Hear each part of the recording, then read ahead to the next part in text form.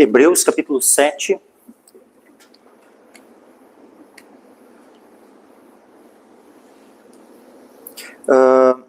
Vamos ler desde o versículo 1, mas que a exposição foi na semana passada até o versículo 10, né, mas vamos ler desde o versículo 1, vamos ler o capítulo inteiro, capítulo 7 de Hebreus.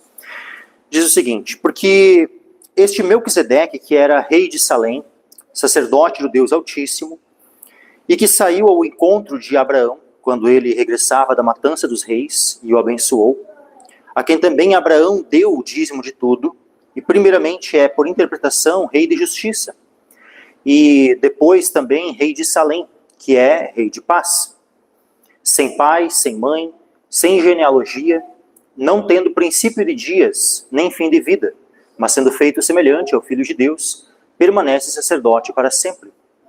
Considerai, pois, quão grande era este, a quem até o patriarca Abraão deu os dízimos dos despojos. E os que dentre os filhos de Levi recebem o sacerdócio têm ordem, segundo a lei, de tomar o dízimo do povo, isto é, de seus irmãos, ainda que tenham saído dos lombos de Abraão. Mas aquele cuja genealogia não é contada entre eles, tomou o dízimo de Abraão e abençoou o que tinha as promessas. Ora, sem contradição alguma, o menor é abençoado pelo maior. E aqui certamente tomam dízimos homens que morrem. Ali, porém, aquele de quem se testifica que vive. E por assim dizer, por meio de Abraão, até Levi, que recebe dízimos, pagou dízimos. Porque ainda ele estava nos lombos de seu pai, quando Melquisedeque lhe saiu ao encontro.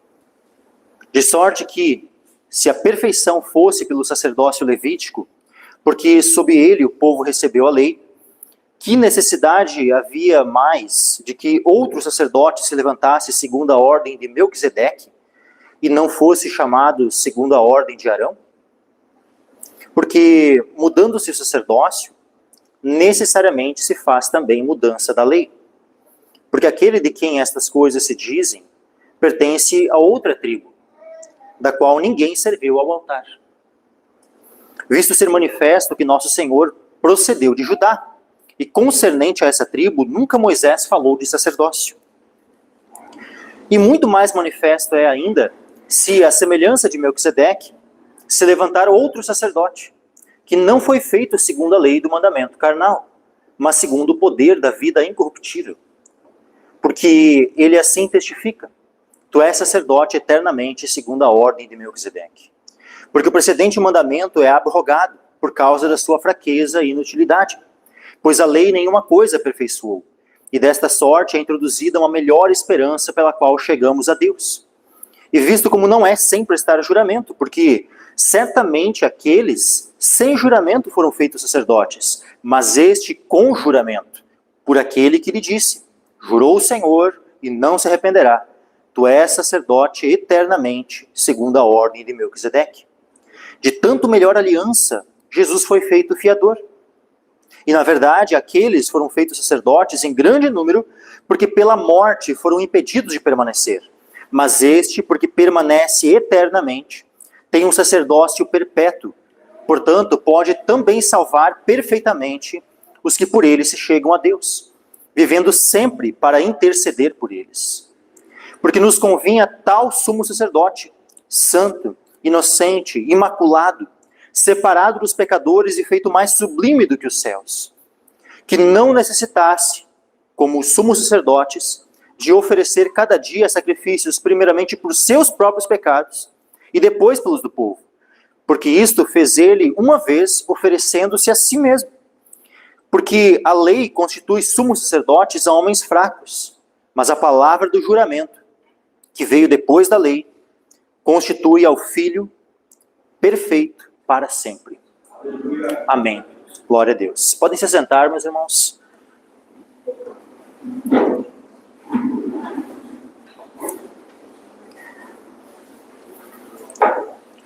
Então, semana passada, nós vimos aqui a exposição tanto do final do capítulo 6, como do início do capítulo 7 de Hebreus.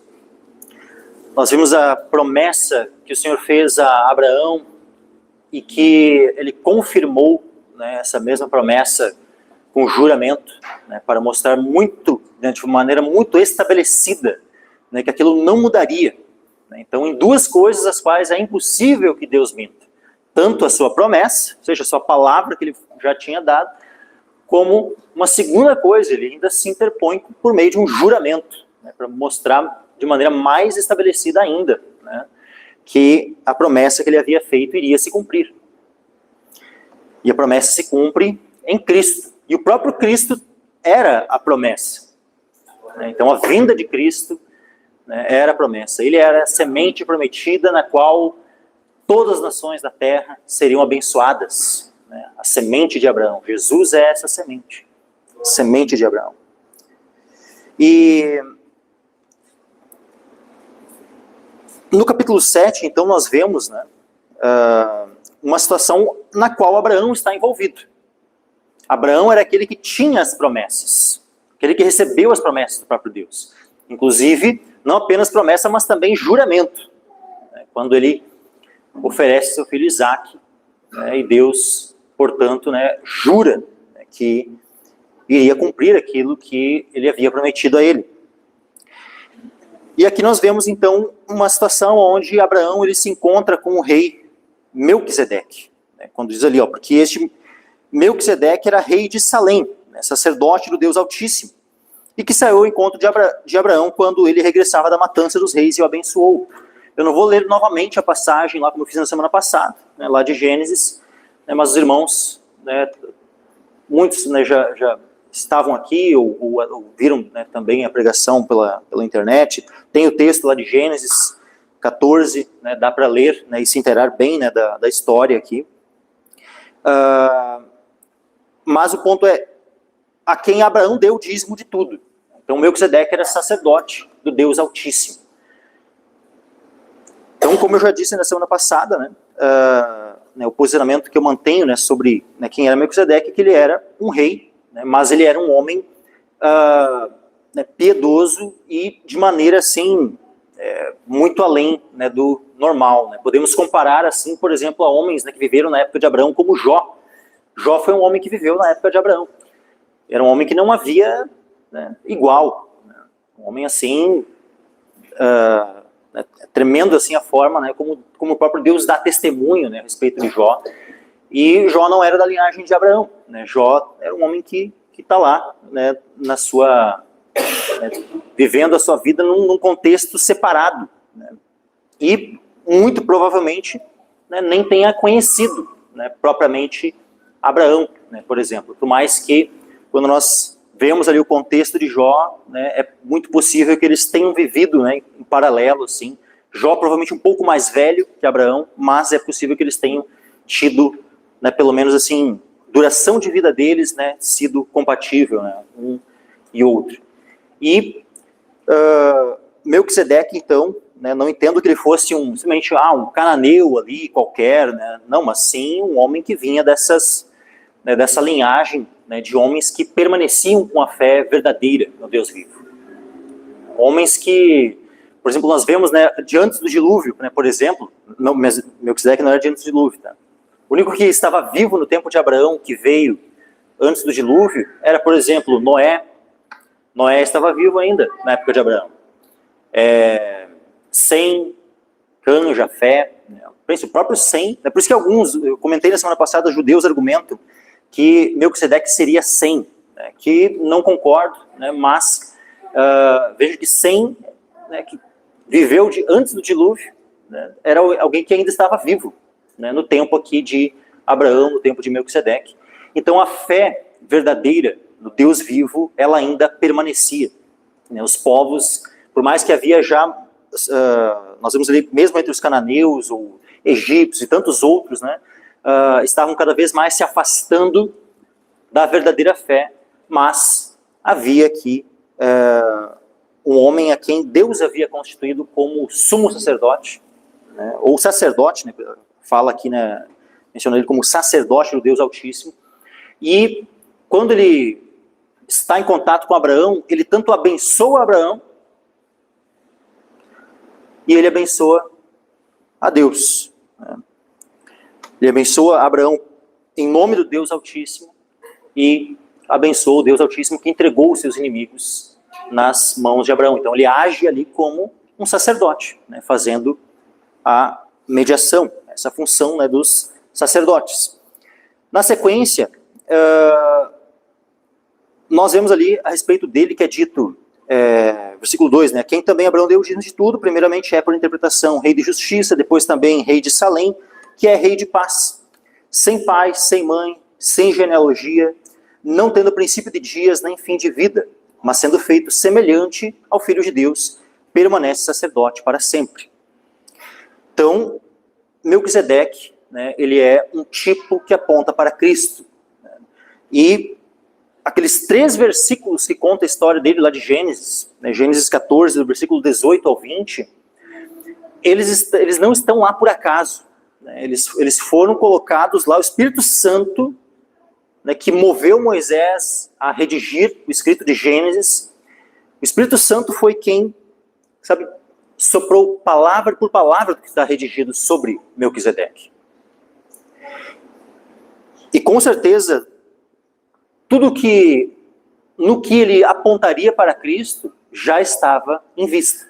Tudo o que foi escrito e também aquilo que não foi escrito. O que foi e o que não foi.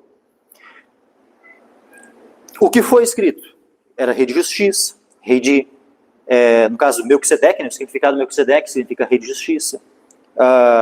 Rei de Salém, que é rei de paz, né, e Salém, que é uma, nós vamos ver, né, as ocorrências de Salém são mais, nós temos uma ocorrência nos Salmos e uma outra ocorrência também em Gênesis, né, onde, né, havia uma cidade ali que ela passa a ser conhecida mais tarde como Jerusalém. Então, Salém é a mesma Jerusalém, da qual, então, Melquisedeque era o rei.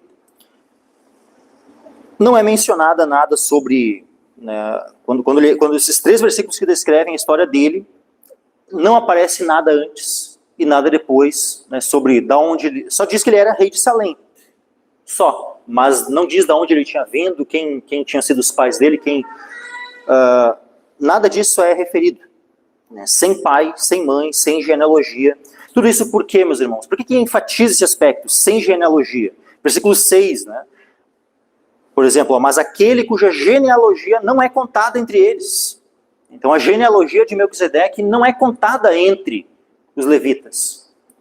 Isso tudo por quê? Porque para que alguém fosse sacerdote, conforme a ordem de Arão, precisava provar a sua genealogia. Não bastava apenas afirmar, não, mas eu sou descendente de Levi, eu sou, né, descendente de Arão. Se não conseguisse comprovar a sua genealogia, ele estava excluído do sacerdócio. Então nós vemos, né, por exemplo, lá em Esdras,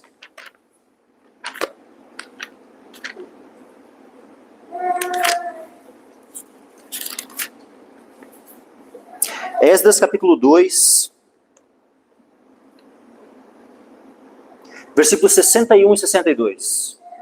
Esdras capítulo 2, versículos 61 e 62. Diz assim, ó, e dos filhos dos sacerdotes, os filhos de Abaías, os filhos de Cos, os filhos de Barzilai, que tomou mulher das filhas de Barzilai, o gileadita, e que foi chamado do seu nome. Vejam, aqui está falando, né, daqueles que vieram do cativeiro, tá? Eles estão voltando do cativeiro na Babilônia, retornando à terra de Israel, e aqui está a descrição. Só que ele diz assim, ó, estes procuraram o seu registro entre os que estavam arrolados nas genealogias, mas não se acharam nelas. Assim, por imundos foram excluídos do sacerdócio. Vejam, eles estavam, né, se considerando sacerdotes, mas eles não puderam comprovar se eram de fato ou não. Por quê? Porque o nome deles não constava nas genealogias. Então eles foram excluídos do sacerdócio.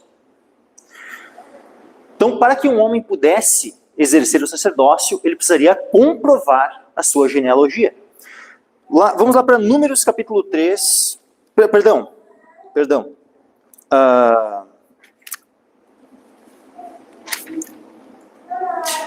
Eu ia abrir em Neemias, mas na verdade Neemias ele só repete a mesma passagem aqui de Esdras, tá? Então não há necessidade de ler a mesma porção novamente, tá? Aqui já é suficiente. Tem uma outra passagem que demonstra a mesma coisa, né? A mesma situação, né? Onde eles tentam exercer o sacerdócio, mas não conseguem comprovar a sua genealogia e, portanto, são excluídos do sacerdócio. Então, são duas passagens que demonstram a necessidade que havia de o seu nome constar na genealogia. Portanto, né, demonstrando todo o histórico que o ligava a Arão. Só que, vamos lá, voltando lá para Hebreus agora. Hebreus capítulo 7.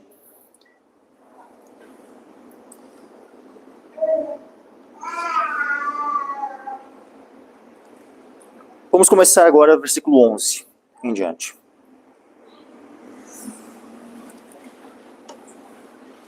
Aliás, perdão, antes de começar no versículo 11, só comentar mais algo sobre o versículo 13 ainda. Né? Porque o versículo 13 vai apontar o quê? Sem pai, sem mãe, ou seja, Melquisedeque, então não tem o registro de quem foi seu pai, quem foi sua mãe, sem genealogia.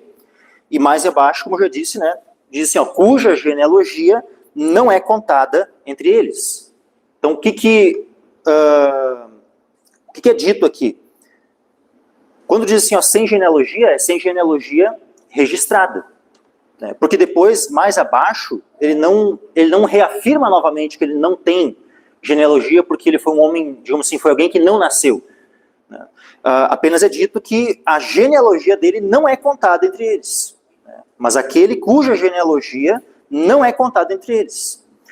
E qual é o ponto? O nosso Senhor, ele, como homem, possuiu uma genealogia. A genealogia dele está registrada tanto em Lucas como em Mateus. Só que a genealogia dele serve para comprovar que ele poderia ser um sacerdote? Não. Por quê? Porque a genealogia de Cristo, ela demonstra que ele é descendente de Judá, descendente de Abraão, sim, né, de Isaac, Jacó, Judá e depois Davi. Portanto, a genealogia de Cristo demonstra que sim, ele é o herdeiro do trono. Mas a genealogia de Cristo não serve para comprovar que ele pudesse atuar como sacerdote. Pelo menos não com base na ordem de Arão. Então, com base na ordem de Arão, Cristo não poderia ser sacerdote. E aí nós vamos agora para o capítulo 7, versículo 11.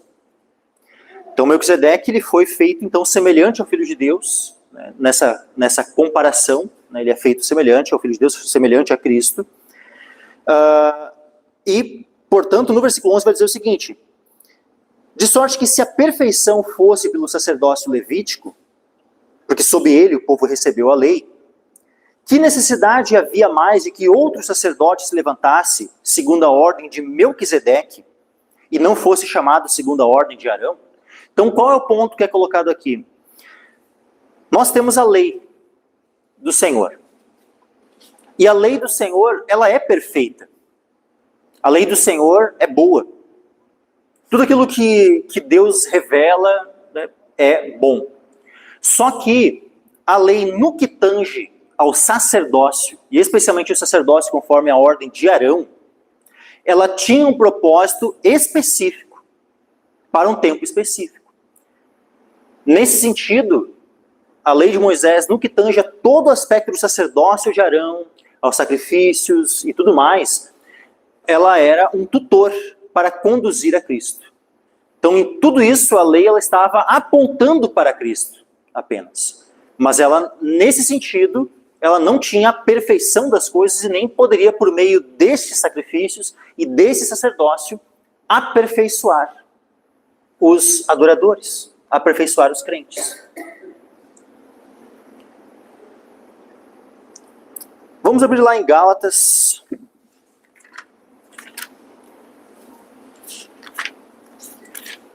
capítulo 3.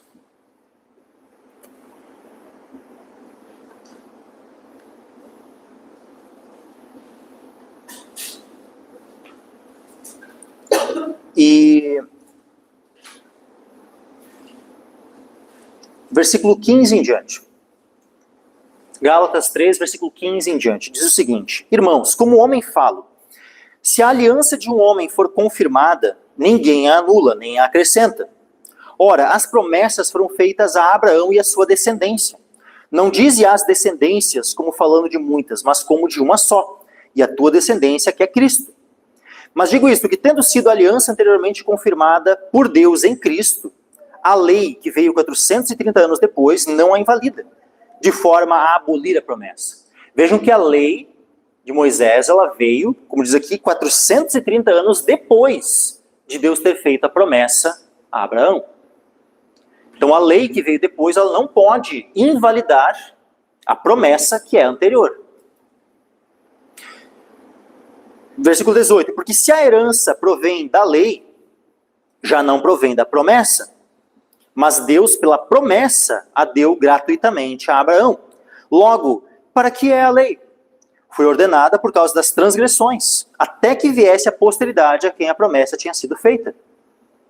E foi posta pelos anjos na mão de um mediador. Essa posteridade a quem a promessa tinha sido feita é quem? É Cristo. Ou seja, até que viesse Cristo. A posteridade a quem a promessa tinha sido feita.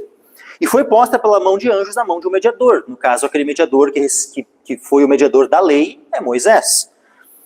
Ora, o mediador não é de um só, mas Deus é um. Logo, a lei é contra as promessas de Deus?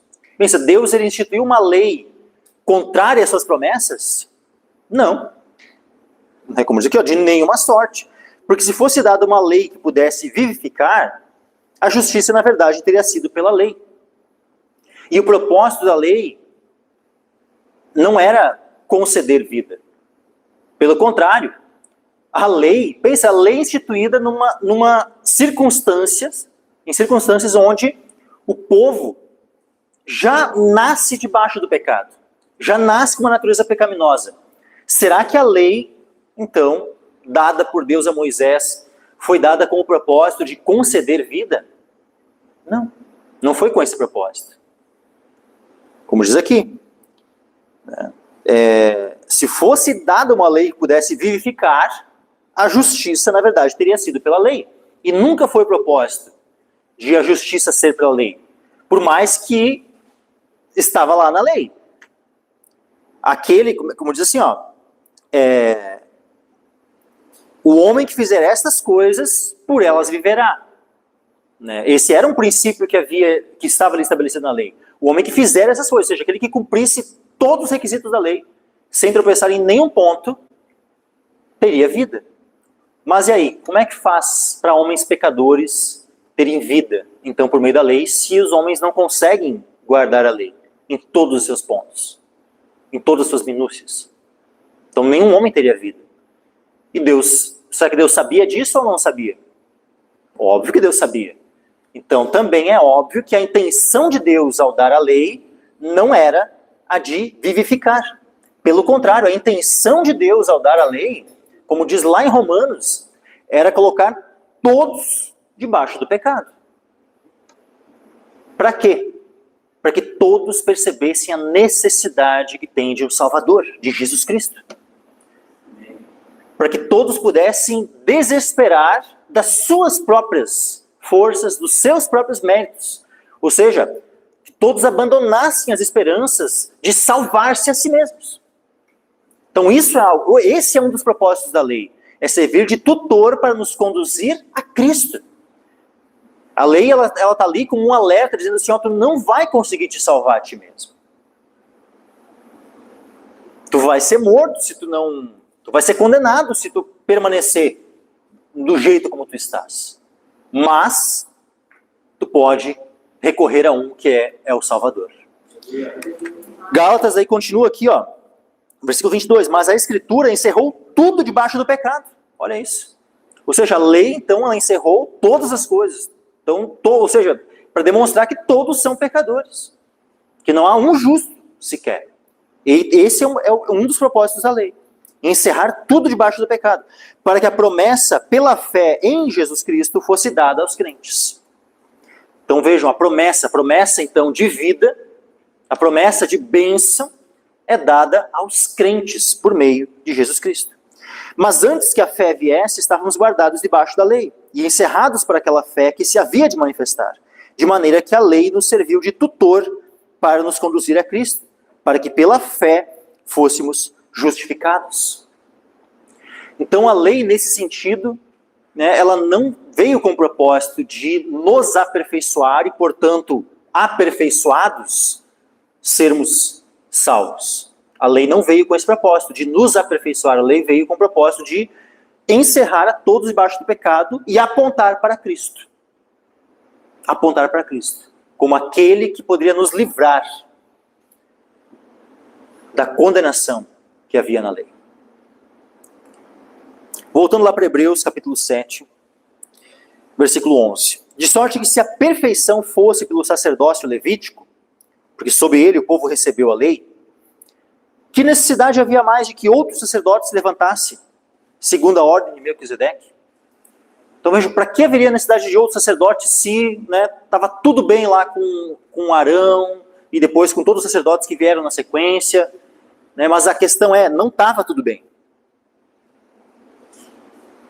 Não estava tudo bem. Todo ano eles precisavam fazer o dia da expiação. E não apenas isso, todos os dias tinha sacrifícios. Todos os dias tinham ofertas pelo pecado. Toda vez que alguém pecasse, precisava oferecer. Então, sempre precisava aquilo ser renovado e feito novamente, Havia perfeição? Não. Agora, diz assim, porque mudando-se o sacerdócio, versículo 12, necessariamente se faz também mudança da lei. Por que nós não temos, então, mais hoje sacrifícios e tudo mais? A gente diz assim, porque tudo foi cumprido em Cristo. Amém? E é verdade, é isso mesmo. Tudo foi cumprido em Cristo, portanto, nós não. Mas vejam que aqui acrescenta algo. Uma vez que muda-se o sacerdócio, a mudança na lei.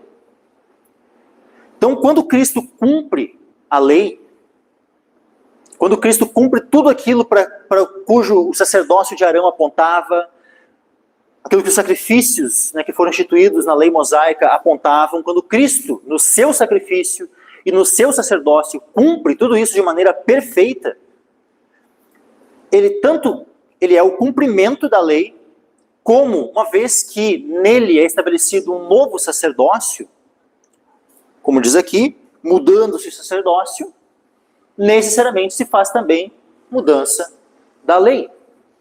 Então aquela lei que havia, toda aquela lei cerimonial que regia o sacerdócio, que regia os sacrifícios, tudo isso então em Cristo é cumprido e abolido, aniquilado. Então quando nós vemos essas expressões sobre que a lei foi aniquilada, foi abolida, é nesse sentido. Não é a lei de os 10 mandamentos, a questão tipo assim, não matarás, agora está abolida. Não tem nada a ver com isso. Toda a lei de Deus, no sentido da lei moral, ela permanece 100% válida. Por quê? Porque toda a lei moral, ela justamente estabelece o padrão de justiça que reflete a própria natureza de Deus, de quem Deus é. Uma vez que Deus é imutável, então é óbvio que o padrão de justiça que há na lei, esse padrão ele permanece. Então todos os mandamentos morais, eles estão plenamente de pé. Mas agora, aquilo que era cerimonial, aquilo que regia o sacerdócio, aquilo que regia os sacrifícios, sabe, tudo isso, toda essa lei, há uma mudança, há uma revogação, há uma... isso não está mais válido atualmente. Então, se os judeus lá hoje resolverem reconstruir o templo, voltarem a fazer os sacrifícios e tal, eles estão seguindo uma lei que já foi abolida nesse sentido. Porque mudando o sacerdócio, necessariamente se faz também mudança da lei. Versículo 13. Porque aquele de quem estas coisas se dizem, pertence a outra tribo, da qual ninguém serviu ao altar. Então esse outro sacerdote, que diz aqui, que se levanta segundo a ordem de Melquisedeque, no versículo 11, agora no versículo 13 diz assim, porque aquele de quem essas coisas se dizem, no caso Jesus, pertence a outra tribo, da qual ninguém serviu ao altar. Ou seja, ele pertence a qual tribo? A tribo de Judá. Versículo 14. Visto ser manifesto que nosso Senhor procedeu de Judá. E concernente a essa tribo, nunca Moisés falou de sacerdócio. Então, o sacerdócio de Cristo, nós consideramos Jesus como nosso sacerdote, isso não está vinculado a um preceito da lei, a um mandamento da lei. Pelo contrário, na lei, a única coisa que havia foi o registro da história ali de Melquisedeque, aqueles 3 versículos. Que posteriormente, no Salmo 110, Deus faz um juramento. Então, Salmo 110, versículo 4. Consegue pôr para nós aí isso? Não? Salmo 110, 4.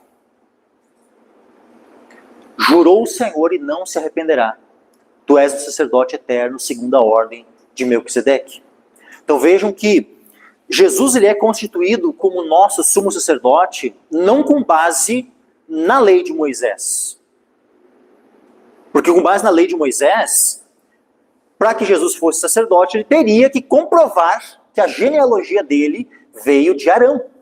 Ele teria que comprovar que ele vinha de uma linhagem, que vinha desde Arão, Eleazar, Finéias, assim por diante, até chegar nele. Vejam, João o Batista conseguia comprovar sua linhagem sacerdotal? Ele sim. João o Batista era sacerdote. O pai dele não era sacerdote? Não estava lá no templo oferecendo incenso quando o anjo fala com ele, fala do nascimento dele e tal. Vejam, ou seja, ele era descendente de Arão, o pai de João o Batista, o Zacarias. Então, João Batista, ele poderia comprovar a linhagem dele, a genealogia dele, e poderia oficiar como sacerdote. Por mais que ele estava lá, ele teve um chamado de Deus, né, era profeta do Senhor, estava lá no deserto. Mas agora, Cristo não tinha essa genealogia que vinha desde Arão.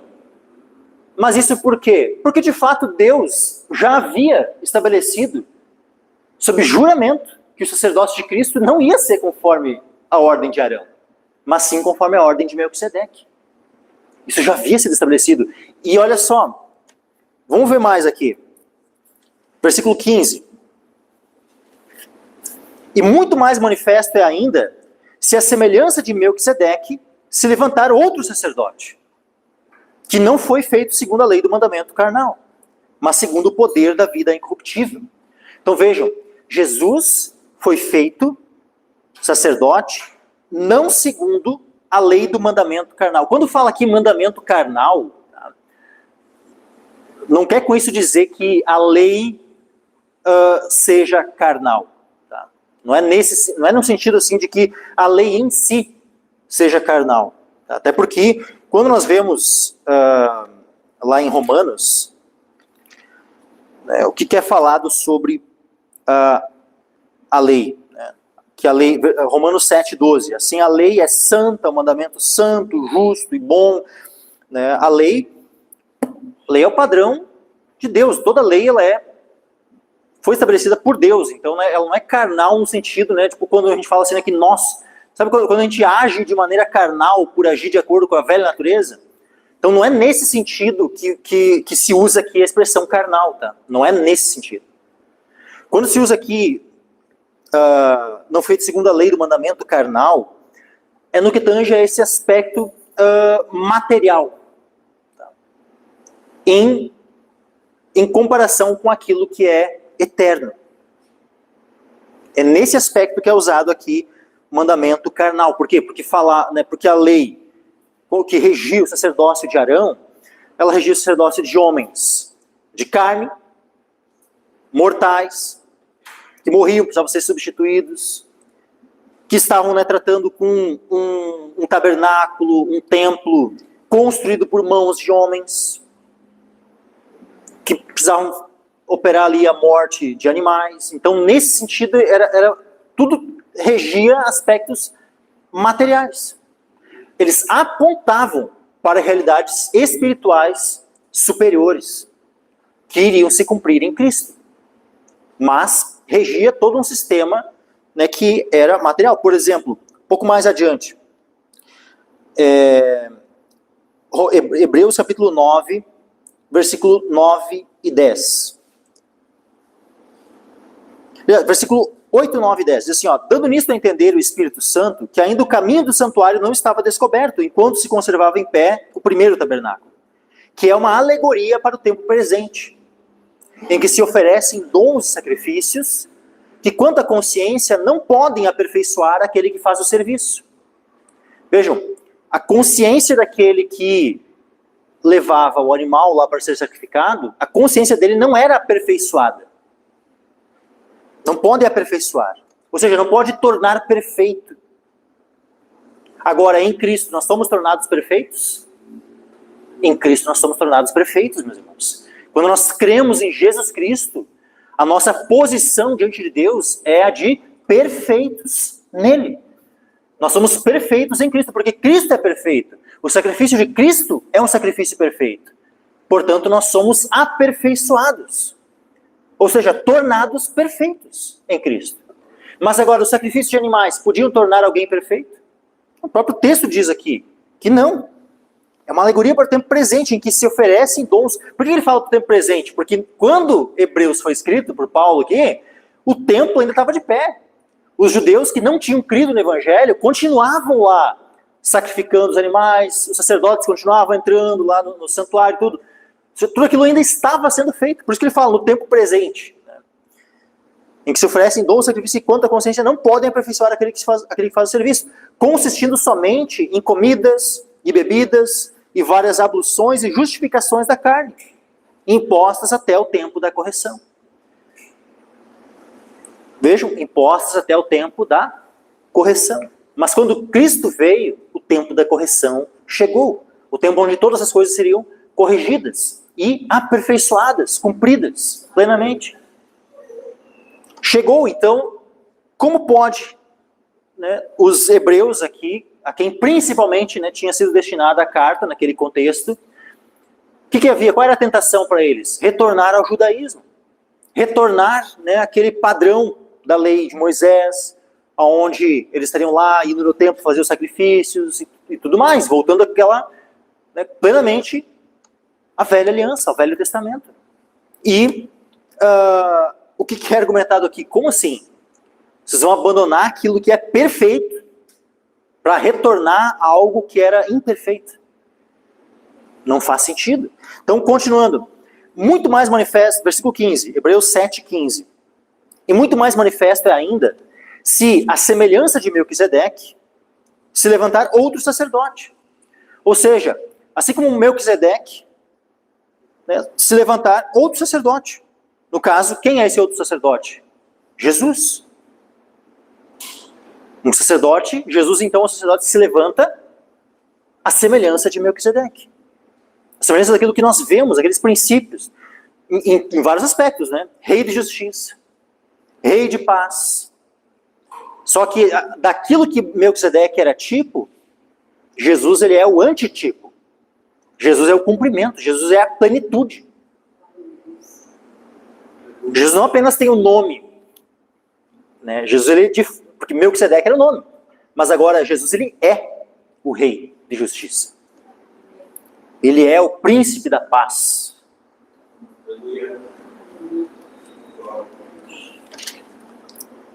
Jesus, em sua humanidade, ele não teve pai, mas teve mãe. Em sua divindade, ele não teve mãe, mas teve pai. Nisso, Melquisedeque também, né, quando não consta a genealogia, né, sem pai, sem mãe, né, ele está apontando para Cristo. Então, em vários aspectos, né, Jesus ele é feito, né, aqui, se levanta, né, de maneira semelhante a Melquisedeque. Se a semelhança de Melquisedeque, né, se levantar outro sacerdote. Então Jesus é esse outro sacerdote que se levanta à semelhança de Melquisedeque. E ele é feito sacerdote não com base na lei do mandamento carnal, que levantava homens mortais para serem sacerdotes. Mas, como diz aqui, ó, segundo o poder da vida incorruptível. Então a base na qual Jesus é o nosso sumo sacerdote é a sua vida incorruptível, a sua vida indestrutível. Ou seja, Jesus, ele, uma vez que ele morreu e ressuscitou por nós, ele não mais morre, a morte não mais tem poder sobre ele. Portanto, a sua vida é incorruptível, a sua vida é indestrutível. A morte não tem poder mais sobre ele, ele não pode mais morrer. E esse é um dos principais pontos do porquê ele é o nosso sumo sacerdote. Versículo 17. Porque ele assim testifica, tu és sacerdote eternamente, segundo a ordem de Melquisedeque. Então Jesus, ele é um sacerdote eterno. O seu sacerdócio jamais passará a outro. É um sacerdócio intransferível. Não é como Arão, que foi instituído por Deus como sacerdote, mas Arão veio a morrer. Os filhos dele também foram constituídos como sacerdotes, mas ele era o sumo sacerdote. Mas aí ele morre. Quando ele morre, ele vai lá para o Monte Hor, Moisés sobe lá junto com ele, e Eleazar, filho dele, sobe junto. Lá no monte, as vestes de sumo sacerdote de Arão são transferidas para Eleazar. Arão morre, e Eleazar desce do monte junto com Moisés como o novo sumo sacerdote. Depois, quem substitui Eleazar com a morte de Eleazar é Finéias. E assim por diante. E, pelo menos, né, a tradição judaica, né, lá o Joséfo, ele conta que até a queda de Jerusalém teria, né, havido 83 sumos sacerdotes. Essa é a contagem, né, pelo menos que eles tinham feito, né, naquele contexto. Então pensa, 83 por quê? E cada um ia morrendo e tal, precisava, mas agora, Jesus não. Jesus, a morte não mais tem poder sobre ele, ele é aquele que vive, aquele que ressuscitou, aquele que nunca mais morrerá. E semelhante a ele nós seremos. Porque quando nós ressuscitarmos, os nossos corpos serão semelhantes aos dele, nós seremos semelhantes a ele. Pelo menos no que tange, óbvio, né, a sua humanidade. Portanto, nós também não morreremos eternamente. Continuando. Versículo 18. Porque o precedente mandamento é abrogado por causa da sua fraqueza e inutilidade. Pois a lei nenhuma coisa aperfeiçoou, e desta sorte é introduzida uma melhor esperança pela qual chegamos a Deus. Então vejam, toda aquela lei, né, que estabeleceu o sacerdócio de Arão, que estabeleceu os sacrifícios, olha a forma como fala aqui, a lei nenhuma coisa aperfeiçoou. Então, alguém já ouviu aquela coisa assim, que antes da vinda de Jesus as pessoas eram salvas, né, pelas obras, pela lei e tal? Sabe, eu já ouvi esse tipo de bobagem sendo falada, esse tipo de heresia sendo falada. Eu já ouvi. Mas isso não é verdade, meus irmãos. Não é verdade. Porque o que diz aqui? A lei nenhuma coisa aperfeiçoou. Ou seja, nunca alguém poderia ter sido salvo por meio da lei se é dito claramente aqui que a lei nenhuma coisa aperfeiçoou. Ou seja, nenhum homem foi aperfeiçoado por meio da lei. E, portanto, salvo.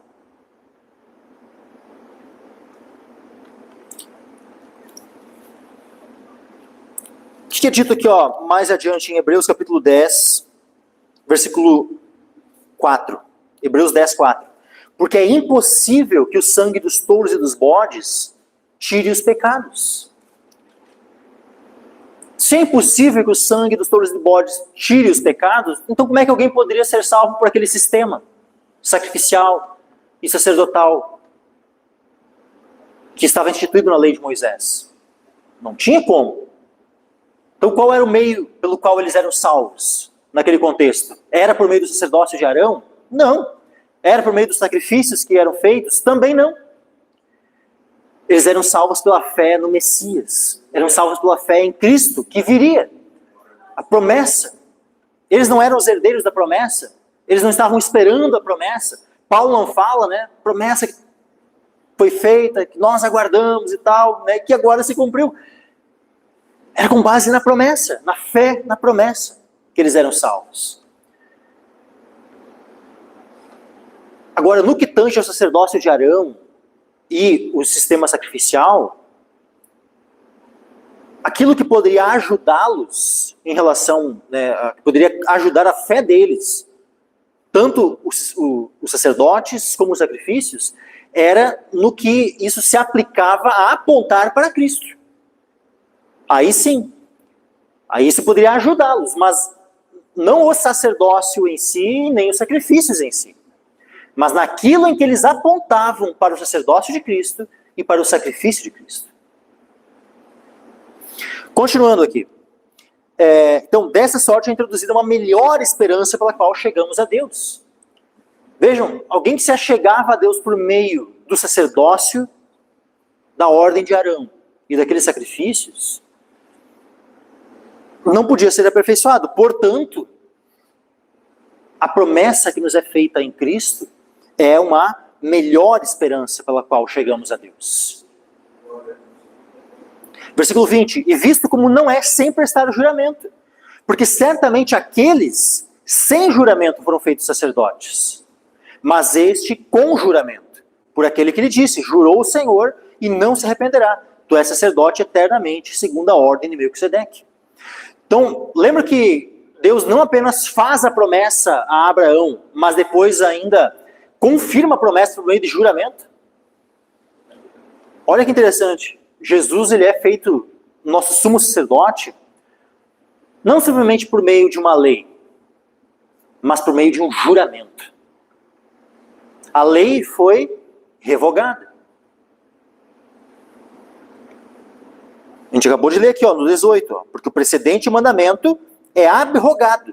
Ou seja, abrogado é a mesma coisa que revogado, abolido, aniquilado. Poderia ser traduzido dessa forma. Por causa da sua fraqueza e inutilidade. No sentido de nos aperfeiçoar e salvar. Nós temos uma melhor esperança. Nós temos um sacerdote, Jesus Cristo, que foi constituído com base no juramento. Ou seja, é de uma forma, a forma como Cristo foi constituído como sacerdote é superior à forma como Arão foi constituído. Veja que cada ponto, né, Jesus ele é colocado como maior, como superior. O sacerdócio dele é melhor, é maior, é superior. Versículo 22. De tanto melhor aliança, Jesus foi feito fiador. Então, aqui já é introduzido um ponto que no capítulo seguinte, semana que vem, nós vamos abordar mais, que é a questão das alianças. A velha aliança, a nova aliança, o Velho Testamento, o Novo Testamento. Que muita gente confunde demais essas expressões, essas terminologias. Tem gente que acha, né, que Velho Testamento, quando fala assim, que o Velho Testamento foi abolido, tem gente que acha que o Velho Testamento são os 39 livros. Tipo assim, de Gênesis a Malaquias ali, que isso foi abolido. Meus irmãos, se alguém tinha esse conceito na mente, por favor, coloque de lado, tá? Não é isso. Nenhum livro da Bíblia foi abolido, tá? É a aliança. A aliança é uma outra coisa. Não são os livros que foram abolidos, é a aliança, a velha aliança, o Velho Testamento, nesse sentido de aliança, é que foi abolido. E semana que vem a gente vai abordar mais, tá? Sobre esse aspecto, né, do Velho e o Novo Testamento. Na verdade, não só semana que vem, outros dias também, porque nos próximos capítulos vai começar a ser trabalhado esse aspecto, né, da aliança, do testamento. Mas, por hoje, né, eu quero comentar aqui que Jesus ele foi feito mediador, então, né, e não apenas mediador. Né, aqui a expressão que é usada é fiador de uma melhor aliança, de um melhor testamento. Então, tanto de melhor aliança, ou seja, porque é da nova aliança, do Novo Testamento, que Jesus ele é o fiador. E se ele é o fiador, que significa que ele se compromete por aqueles que entram na aliança. Ou seja, ele se compromete por nós. E é por isso que ele derrama o seu sangue. Porque ele cumpre. Ele cumpre. Tudo aquilo que nós não conseguimos cumprir, ele cumpre em nosso lugar. Então, ele obedece de maneira perfeita a lei de Deus. Ele cumpre a lei de maneira perfeita. E essa justiça perfeita dele é atribuída a nós. Só que nós éramos transgressores da lei. E por sermos transgressores da lei, o que é que restava para nós? Salvação ou condenação? Condenação. E aí Jesus, como nosso fiador, como fiador de uma melhor aliança, a nova aliança, o Novo Testamento, ele paga a nossa dívida, morrendo em nosso lugar. O fiador é aquele que paga a dívida no lugar do devedor que não consegue pagar. Então, uma vez que nós não conseguimos quitar a nossa dívida para com Deus, Cristo quita a nossa dívida em nosso lugar. Ele é o nosso fiador. De tanto melhor aliança, Jesus foi feito fiador. Versículo 23, e na verdade aqueles foram feitos sacerdotes em grande número, porque pela morte foram impedidos de permanecer. Então, tanto os sumos sacerdotes como os demais sacerdotes. Sumos sacerdotes, como eu disse antes, né? A contabilização que os judeus tinham feito lá até a destruição do segundo templo, eram 83. Sumos sacerdotes. Mas e sacerdotes? Sacerdotes serão os milhares, meus irmãos. Milhares. Né? Era muito sacerdote que teve ao longo da história. Então, por isso que diz aqui, né? Na verdade, aqueles foram feitos sacerdotes em grande número. Por quê? Porque pela morte foram impedidos de permanecer. Olha a comparação com Cristo. Versículo 24, mas este, né, Jesus, porque permanece eternamente, tem um sacerdócio perpétuo. Ou seja, um sacerdócio que é intransferível. Ele não vai precisar transferir, agora Jesus morreu, vai precisar transferir para outro. Outro vai ter que tomar o lugar dele. Não. O nosso Senhor, a sua vida é indestrutível. Não perece, é incorruptível.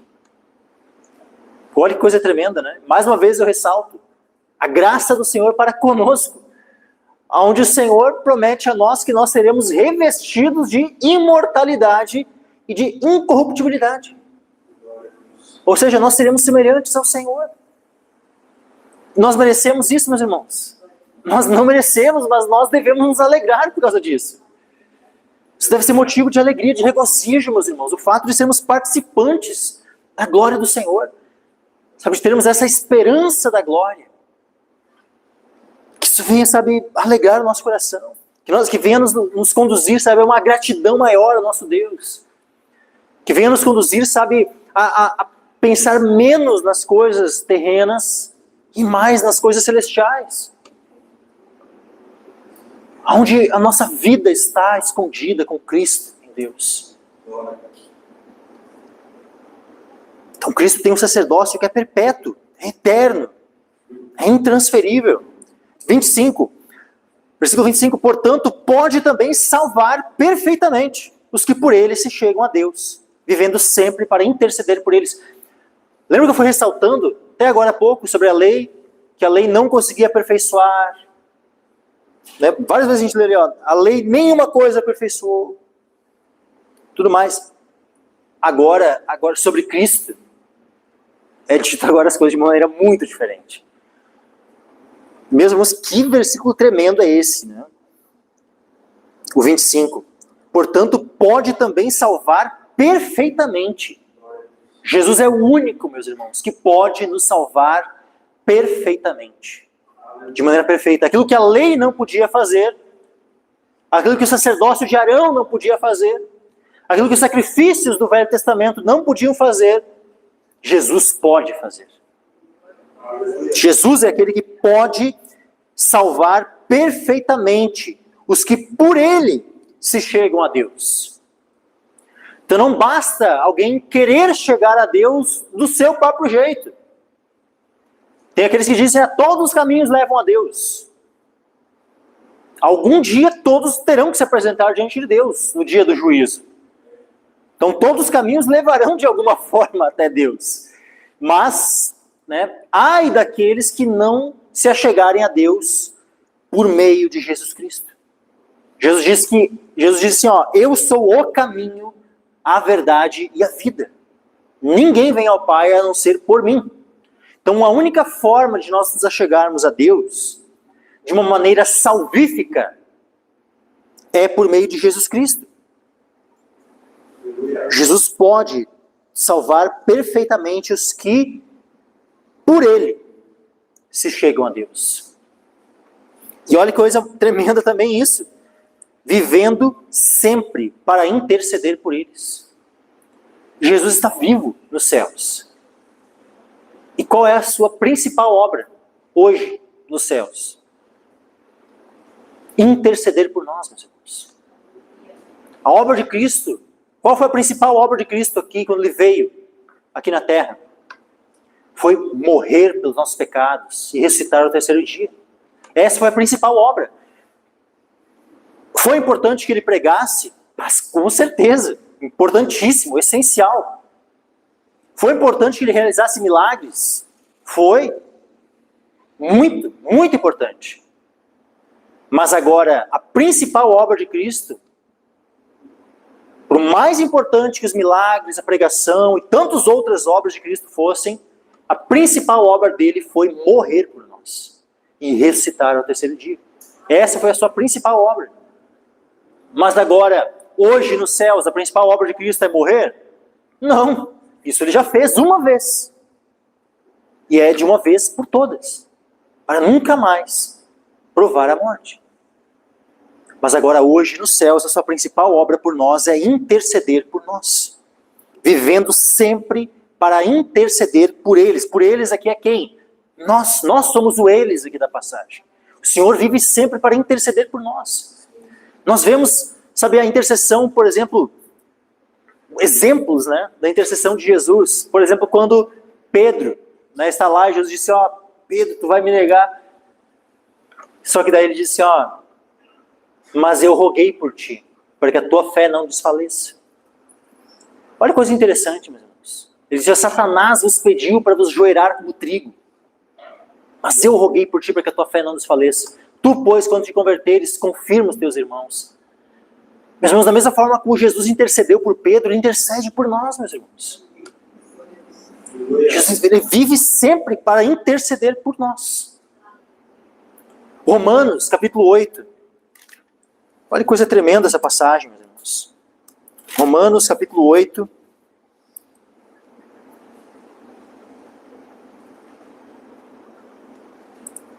Versículo 31 em diante. 31 a 34. Olha só. Que diremos, pois, a essas coisas? Se Deus é por nós, quem será contra nós? Aquele que nem mesmo a seu próprio filho poupou, antes o entregou por todos nós, como nos não dará também com ele todas as coisas? Quem tentará acusação contra os escolhidos de Deus? É Deus quem os justifica. Quem é que condena?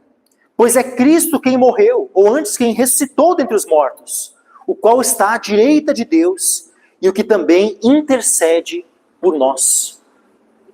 Olha isso, meus irmãos. Ele é aquele que está à destra do Pai, à direita de Deus, e intercede por nós. Aí diz assim, ó, versículo 26, porque nos convinha tal sumo sacerdote, santo, inocente, imaculado, separado dos pecadores e feito mais sublime do que os céus, que não necessitasse, como os sumos sacerdotes, de oferecer cada dia sacrifícios primeiramente por seus próprios pecados e depois pelos do povo, porque isto fez ele uma vez, oferecendo-se a si mesmo. Então Jesus não tinha pecado, meus irmãos. Então ele não precisava oferecer sacrifícios primeiramente pelos seus próprios pecados, como os outros sacerdotes. Olha como é superior o sacerdócio de Cristo. Todos os outros sacerdotes, desde Arão, precisavam oferecer sacrifícios primeiro pelos seus pecados. Aí depois eles podiam oferecer o sacrifício pelos pecados do povo. Agora Jesus, ele só precisou oferecer sacrifício pelos nossos pecados. Ele não precisou oferecer sacrifício pelos seus pecados porque ele não tinha pecado. E ele oferece o quê? Ele oferece o sacrifício que Cristo oferece também é um sacrifício superior. Vejam, ele tanto é um sacerdote superior, porque ele não precisava oferecer sacrifício pelos seus pecados, como os outros. Então, nesse sentido, ele é um sacerdote superior. E o sacrifício que ele tinha a oferecer era um sacrifício superior também. Porque os outros ofereciam um bode, uma ovelha, um boi, uma pomba. Agora Jesus, oferecendo-se a si mesmo. Ou seja, ele oferece a si mesmo como sacrifício. Portanto, o sacrifício que Cristo, como sacerdote, como sumo sacerdote, tem a oferecer é um sacrifício superior, porque ele oferece a si mesmo em sacrifício. Então, nos convinha tal sumo sacerdote, santo, inocente, imaculado, separado dos pecadores. Imagina um advogado que ele vai defender uma causa, por exemplo, de uma quadrilha, na qual ele, como advogado, faz parte da quadrilha. Como é que fica essa defesa perante o juiz, assim? Tá lá o advogado defendendo a causa, né, de uma quadrilha ali e tal, mas ele faz parte da quadrilha. E mas né, essa defesa aí vai estar meio enviesada, né? Porque tudo aquilo que ele for tentar levantar de provas e de tal, ele vai estar querendo se beneficiar também, porque ele faz parte. Aquilo vai acabar uma hora ou outra, mesmo naquele contexto em que ele estaria advogando. Pode ser que ainda não tivessem, né, chegado nele, mas uma hora ou outra poderia chegar, então ele vai agir de maneira, né, pensando em si próprio. Então ele não vai ser um advogado, sabe, simplesmente, né, focado no interesse, né, do outro, mas também em benefício próprio. Ele vai estar advogando em causa própria. Mas agora, Jesus é nosso advogado para com o Pai. Ele, como nosso intercessor, ele também está ali atuando como nosso advogado, como diz, né, em 1 João, capítulo 2. 1 João, capítulo 2, versículo 1. Ó. Meus filhinhos, estas coisas vos escrevo para que não pequeis. E se alguém pecar, temos um advogado para com o Pai, Jesus Cristo, o justo.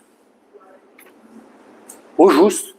Veja, não é Jesus Cristo o pecador, não é um pecador dentre vários pecadores fazendo a defesa de outros pecadores, não. É Jesus Cristo, o justo. É aquele, como diz aqui, ó, ou seja, nos convinha tal sumo sacerdote santo, inocente, imaculado, separado dos pecadores e feito mais sublime do que os céus. Porque quando Jesus ele é elevado à destra do Pai, todos, principados, potestades, todos são colocados abaixo dele. Ele, por um pouco de tempo, ele foi feito menor do que os anjos. É dito, né, inclusive aqui em Hebreus, no capítulo 2, versículo 7. Tu fizeste um pouco menor do que os anjos. De glória e de honra o coroaste e constituíste sobre a obra de tuas mãos. Versículo 9, Hebreus 2, 9. Vemos, porém, coroado de glória e de honra aquele Jesus que fora feito um pouco menor do que os anjos, por causa da paixão da morte, para que pela graça de Deus provasse a morte por todos. Então, quando Jesus se encarnou e assumiu a natureza humana, em sua natureza humana, ele foi feito, então, um pouco menor do que os anjos. Mas, mesmo em sua humanidade, uma vez que ele morreu e ressuscitou, a sua humanidade glorificada é exaltada à destra de Deus. E em sua humanidade, meus irmãos, porque em sua divindade ele sempre foi superior. Em sua humanidade ele nunca deixou de ser Deus, meus irmãos. Ele nunca deixou de ser Deus. Jesus, enquanto estava como homem aqui na terra, ele não deixou de ser Deus. Ele continuou sendo Deus exaltado. Mas agora, como homem, ele estava em estado de humilhação, uma vez que a natureza humana estava unida à sua pessoa. Então, como homem, ele estava num estado de humilhação, e inclusive, como diz aqui em Hebreus, menor do que os anjos. Mas uma vez que ele morreu e ressuscitou, ele foi exaltado à destra do Pai e colocado acima de todos. De todos. Efésios capítulo 1.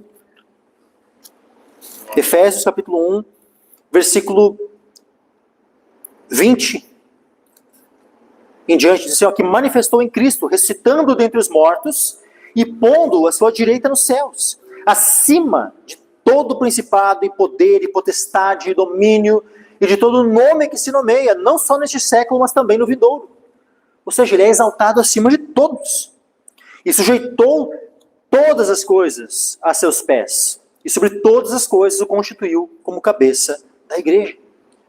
Então Cristo está exaltado acima de todos e nos convinha tal sumo sacerdote, não um que entrasse num tabernáculo terreno, uma vez por ano, precisando oferecer sacrifício pelos seus próprios pecados primeiro, por daí. Pensa, o que é melhor, confiar numa intercessão dessas ou confiar na intercessão de Cristo, perfeito, como diz aqui, santo, inocente, imaculado, separado dos pecadores e feito mais sublime do que os céus. Em qual sacerdócio é melhor nós confiarmos? O sacerdócio de Cristo é incomparável. É incomparável. Versículo 28 e último. Porque a lei constitui sumos sacerdotes a homens fracos. Mas a palavra do juramento que veio depois da lei constitui o Filho perfeito para sempre. Vejam, a lei de Moisés, nós temos ali toda, né? Nós temos o livro, né? Um livro chamado Levítico. O que principalmente se trata em Levítico? Vai tratar sobre a lei do sacerdócio, dos sacrifícios e vários outros aspectos. Vai ter leis morais também ali em Levítico? Vai. Por exemplo, o mandamento de amar o próximo como a si mesmo. Está válido ou não está? Tá. Está onde escrito isso? Em Levítico. Está escrito em Levítico. Mas agora, todo aquele aspecto cerimonial, né, do sacerdócio, dos sacrifícios, tudo isso foi abolido. Então, a lei constitui sumos sacerdotes a homens fracos, a homens que podem cair em tentação, cair em pecado, a homens que morrem, mas a palavra do juramento, aquele juramento, né, que diz lá, jurou o Senhor e não se arrependerá, tu és sacerdote eternamente, segundo a ordem de Melquisedeque. A palavra do juramento, que veio depois da lei, porque lá a lei de Moisés, ela não tem tempo de Moisés. Agora a palavra do juramento é quando? Na época de Davi. Na época de Davi, Deus revela, né, Deus manda Davi escrever, escreve aí. E Davi escreve. Deus revela a sua palavra, Deus move Davi para que escreva o juramento pelo qual Cristo é constituído como nosso sacerdote. A palavra do juramento que veio depois da lei constitui ao Filho perfeito para sempre. Então, Filho não é um sacerdote imperfeito, um sacerdote que pode vir a passar. Não. É perfeito. É para sempre. É eterno. Nunca mais passará. Por isso nós podemos confiar nele perfeitamente. Que não haja dúvidas, que não haja temor no nosso coração de nos achegarmos a ele. Mas que nos lembremos, Hebreus 4, versículo 14 ao 16. Visto que temos um grande sumo sacerdote, Jesus, Filho de Deus, que penetrou nos céus, retenhamos firmemente a nossa confissão. Porque não temos um sumo sacerdote que não possa compadecer-se das nossas fraquezas, porém um que, como nós, em tudo foi tentado, mas sem pecado. Cheguemos, pois, com confiança ao trono da graça, para que possamos alcançar misericórdia e achar graça a fim de sermos ajudados em tempo oportuno. Então, que nos acheguemos com confiança, coração, sabe, sem o temor da condenação, mas que nos acheguemos a Ele com gratidão, confiando no seu sacrifício, confiando em tudo aquilo, toda a sua obra consumada, confiando em toda a sua obra perfeita, realizada por nós, confiando na sua intercessão por nós. Amém, meus irmãos?